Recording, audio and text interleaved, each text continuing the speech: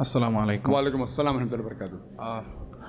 I've been asked by many non-Muslims, why does Islam suppress women? I know that's not the correct answer. I know that Islam does not suppress women, especially the question relates to working. Muslim women are generally preferred to stay at home. You clarified in your last talk, I've listened to quite a few of your lectures, not all of them, but quite a few. You have also clarified that women can go to mosque, but in India, places like India and Pakistan, women cannot visit mosques. That's because it's a man-made rule, not God's rule. But what is Islam's opinion regarding women making a career for themselves if they observe modesty? There's a question that there's an allegation by the non-Muslim that Islam suppresses the woman. But the complete answer, you can refer to my video cassette, Women's Rights in Islam. But coming to a specific question regarding can they work? And secondly, can they make a career for themselves? Can they work? Point number one, that it is not compulsory for them to work. Like for a man to earn his living. In Islam, before a woman is married, it is the duty of her father and a brother. And after she's married, it is the duty of the husband and the son to look after lodging, boarding, clothing and all financial aspects. So the financial burden in Islam is put on the shoulders of the man. She need not work. But if she wants to work willingly, she can work. But if she says, I don't want to work, the husband can't force her. Men and women are equal in Islam, but equality doesn't mean identicality. Tomorrow a man says, I want to give birth to a child, I want to conceive. Well, you cannot conceive. Right? I want to conceive. No, you cannot conceive. Certain things are optional. Certain things haram, certain things fard, compulsory, certain things preferable. So it depends. So similarly, depending upon the physiological makeup, the biological makeup, the roles of male and female are different. So the financial burden is put on the shoulders of the men. But yet the women can work if they want to work. If both the ends don't meet, and if she feels she wants to work, or if she wants to work for any other reason, she can work, but it should be within the purview of the Islamic Sharia. Within the modesty level, she should wear hijab. Fine, there should be segregation of the sexes, not intermingling of the sexes. Segregation, you don't know what segregation of sex is. For example, you can't have that a lady wants to become a secretary of the boss, and the boss is sitting in a closed room, in the cabin, and dictating, and the secretary is typing.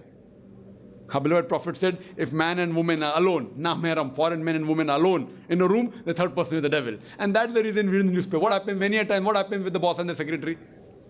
Many a time the boss tells the secretary, why don't you stay a bit late? You know, I've got some extra work. And you know what happens after that? I don't tell that.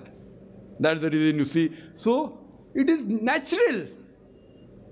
If you are alone in the room once, twice, thrice, whether the secretary is beautiful or not. So therefore, Islam says segregation of sexes. Segregation of sexes, brother. That if she's working, she should wear the hijab, but natural. And segregation of sexes means separate area for the gents, separate for women. Not that man and woman cannot talk. When required, they can talk, but not in a closed room. They can talk, not they can't. But when required, not unnecessary higgling, hanging like in the office, you find reduces the movie or how you find this and unnecessary gossiping, and then what happens later on. So in Islam, a woman can work, but it should be a work which is within the purview of the Islamic Sharia. She can very well do pottery, she can do weaving, she can do knitting, she can become a gynecologist, she can become a teacher. She can do business also. Why not? My sister Masha both my sisters are doing very good business. One of my sisters running a factory, separate section for the ladies, separate for gents. She handles the ladies section, brother handles the gents section. What's the problem? MD, managing director. Other sister doing exports, no problem. But within the purview of the Islamic Sharia, no problem. But she need not work. If she wants, she can. She can't do dancing. She can't do modeling. Same thing, a man also cannot do dishonest business. A man cannot work in an alcoholic bar. So what rules are there for women? Even many are there for the men also. So what is haram for women is haram for women. What is haram for men is haram for men. Something is haram for both. Like working in an alcoholic bar is haram for man and woman both. Working in a gambling den for both.